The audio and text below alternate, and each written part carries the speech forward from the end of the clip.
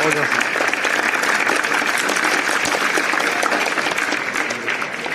राम। जैसा कि आप सभी जानते हैं, पेट्रोल, डीजल तथा सभी जीवाश्म ईंधन ऊर्जा के परंपरागत तथा अनवीकरण स्रोत है, जिनका निर्माण होने में बहुत अधिक समय लगता है तथा इनका अंत भी एक न एक दिन निश्चित है। इसी कारण हमें ऊर्जा के बढ़ते उपयोग एवं जीवाश्म ईंधनों की घटती मात्रा के कारण ऊर्जा के वैकल्पिक स्रोतों की आवश्यकता पड़ी, जो कि समय के साथ साथ विकसित होते गए। उन्हीं में से एक है द्रवदाबी ऊर्जा, हाइड्रोलिक एनर्जी। इसी संकल्पना का उपयोग करके मैंने और मेरी टीम ने ये लिफ्टिंग मशीन का मॉडल बनाया है। इसका उपयोग बड़े स्तर पर करके धन तथा ईंधन दोनों बचाए जा सकते हैं। ये मॉडल फ्रांसीसी गणितज्ञ ब्लेज पास्कल के द्रवदाबीय नियम पर आधारित है। इस नियम के अनुसार किसी पात्र में रखे द्रव की संतुलन अवस्था में द्रव की किसी भाग पर आरोपित दाब बिना क्षय हुए द्रव द्वारा सभी दिशाओं में समान रूप से परिमाण में संचालित कर दिया जाता है। कुछ इसी प्रकार मॉडल में एक इंजेक्शन को पाइप से दूसरे इंजेक्शन से जोड़ा गया है। जब पहले इंजेक्शन के पिस्टन पर दाब लगाया जाता है तो दाब दूसरे इंजेक्शन के पिस्टन तक पहुंचता है। इसी प्रकार ये मॉडल कार्य करता है।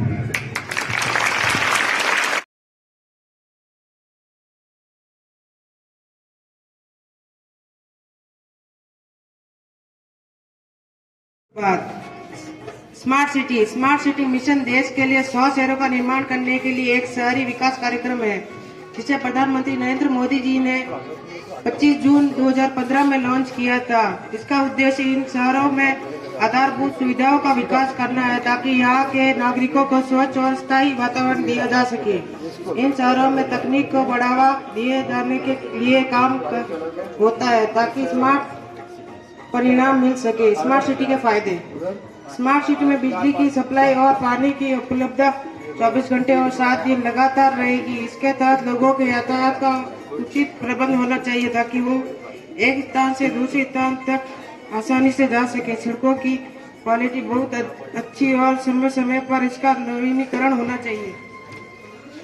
आर्थिक रूप से जो लोग घर बनाने लायक न हो, उनके पास भी घर होना चाहिए। स्मार्ट सिटी में ऐसा हॉस्पिटल होना चाहिए जिसमें उचित रूप से हर तरह आधुनिक मशीन और सुविधा उपलब्ध हो।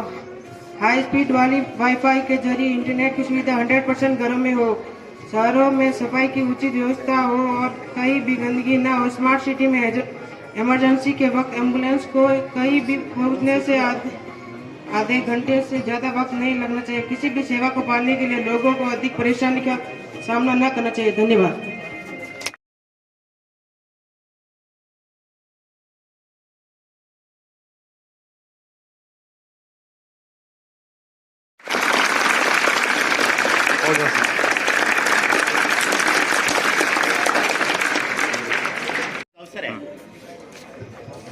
हमने वाष्पीकरण का प्रोजेक्ट बनाया है। वाष्पीकरण का अर्थ है किसी द्रव को, किसी तत्व या यौगिक को द्रव अवस्था से गैस अवस्था में परिवर्तन करना। यह एक जल चक्र है। जल का एक ऐसा प्राकृतिक चक्र है जिसके अंतर्गत जल एक रूप से दूसरे रूप में परिवर्तन होता है।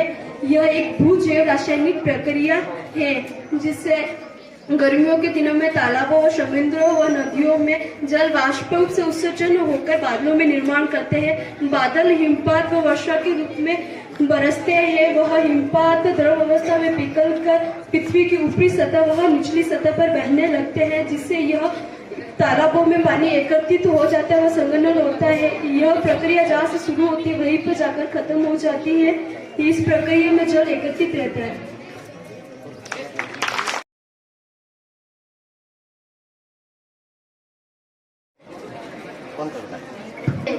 मैंने ये मॉडल पवन ऊर्जा पर बनाया है।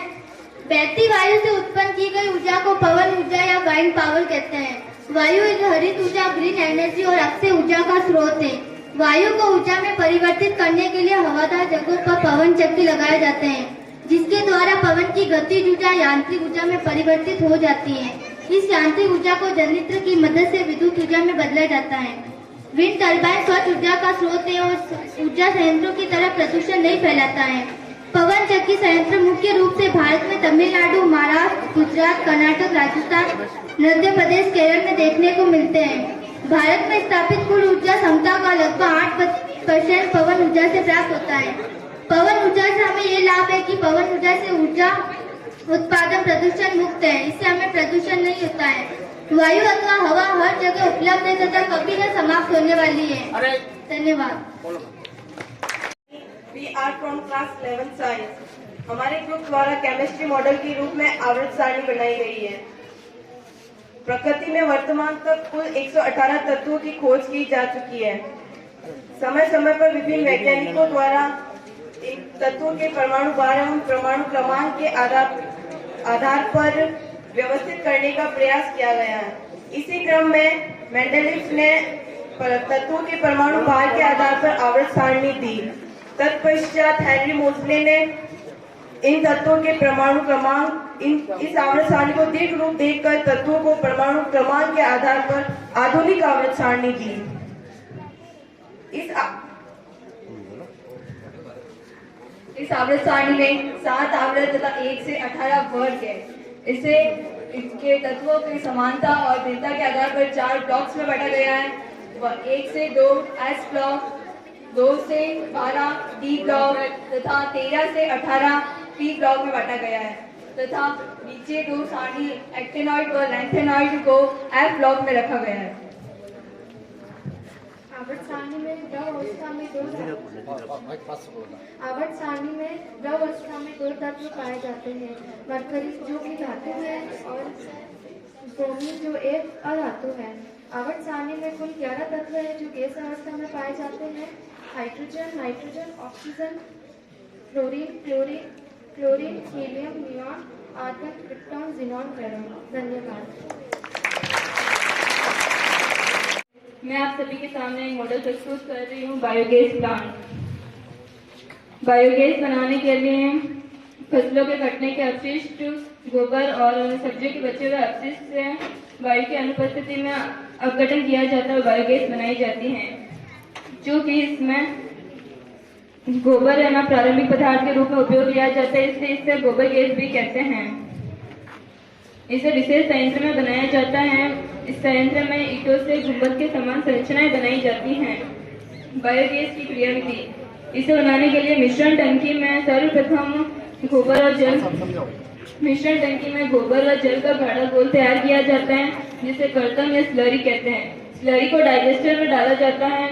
डाइजेस्टर चारों ओर से बंद होता है, जिसमें ऑक्सीजन की अनुपस्थिति होती है। इसमें सूक्ष्म जीवाणु पाए जाते हैं जिन्हें जीवित रहने के लिए ऑक्सीजन की आवश्यकता नहीं होती है। ये सूक्ष्म जीवाणु स्लरी में उपस्थित जटिल यौगिक जीवाणुओं को अपघटित करते हैं और कुछ दिनों के बाद methane gas, carbon dioxide, hydrogen और हाइड्रोजन गैस का निर्माण होता है और इन गैसों को गैस टंकी में डाला जाता है और उपयोग के अनुसार विभिन्न पाइपों के द्वारा इन्हें बाहर निकाल दिया जाता है। इन गैसों का उपयोग गैस टंकी के रूप में, प्रकाश ऊर्जा के रूप में और विभिन्न प्रकार की ऊर्जाओं के रूप में किया जाता है। इसमें सर्वाधिक मात्रा में मीथेन गैस पाई जाती है, जिसकी मात्रा 75% होती है। मीथेन गैस जलने पर धुआं उत्पन्न नहीं करती है और ये जलने के बाद राख भी नहीं छोड़ती है। इस गैस के 3 प्रमुख लाभ हैं। ये ऊर्जा का कभी न खत्म होने वाला स्रोत है और इससे खाद बनाई जाती है और इसमें जो बची स्लरी होती है उसमें नाइट्रोजन और फास्फोरस की अत्यधिक मात्रा होती है, जिसका उपयोग खाद के रूप में किया जाता है। धन्यवाद।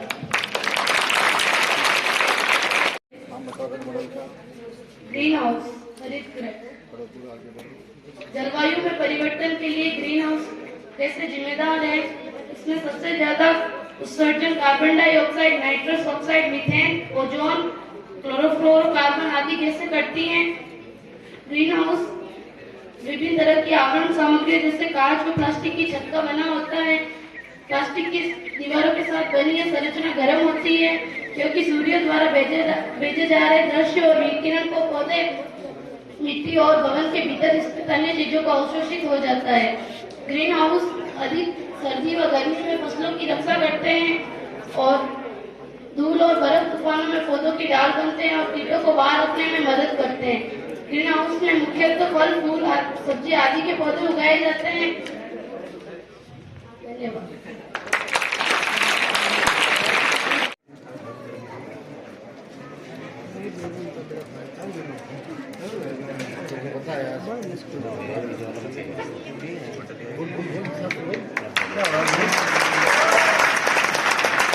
लावा बाहर निकल रहा है लावा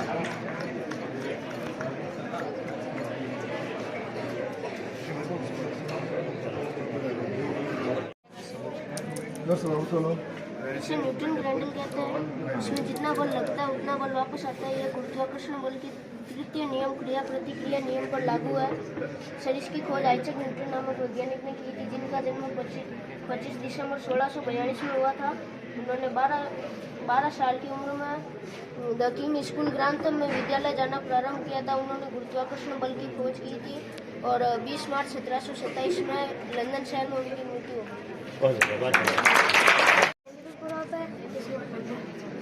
हाँ फ्रेम बनाइए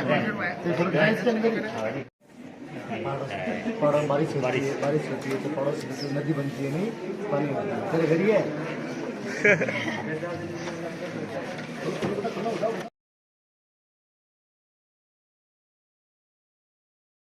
Place of love, hope and dreams.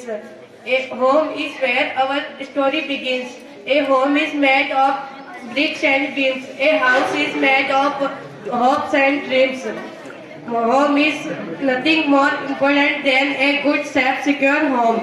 Home is not a place, it's a feeling. East or west, home is once one home is the best. इसे न्यूटन ग्रैंडल कहते हैं। इसमें जितना बल लगता है उतना बल वापस आता है। यह गुरुत्वाकर्षण बल की तृतीय नियम क्रिया प्रतिक्रिया नियम पर लागू है। सर इसकी खोज आइजैक न्यूटन नामक वैज्ञानिक ने की थी, जिनका जन्म 25 दिसंबर 1642 में हुआ था। उन्होंने 12 साल की उम्र में द किंग स्कूल ग्रांथम में विद्यालय जाना प्रारंभ किया था। उन्होंने गुरुत्वाकर्षण बल की खोज की थी और 20 मार्च 1727 में लंदन शहर में उनकी मृत्यु हो गई।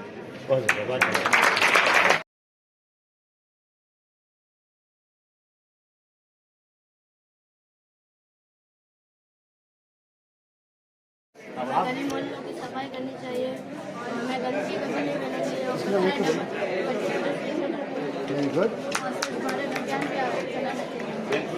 कभी भी हमें ये जीवन में अपनाना भी है और अपने घर मोहल्लों गली मोहल्लों का साफ